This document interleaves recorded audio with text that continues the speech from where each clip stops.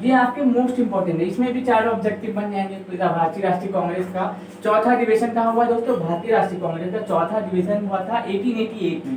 भारतीय राष्ट्रीय कांग्रेस का चौथा अधिवेशन किस प्रांत में हुआ? कहाँ पे हुआ? इलाहाबाद में हुआ। भारतीय राष्ट्रीय कांग्रेस का जो आपका 1888 का जो अधिवेशन था उसके अध्यक्ष कौन थे?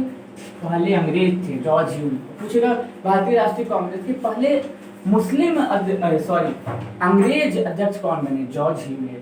आज के लिए दोस्तों बस इतना ही रखते हैं, क्योंकि ये चार्ट बहुत ही लंबा है, 54-55 अधिवेशन है। मैं आपको ये मोस्ट इंपॉर्टेंट लेके आपके सामने आया था, ताकि मैं आपको कुछ आपके लेक्चर कंटिन्यू रहे और आपका जो क्लास हो मिस ना हो।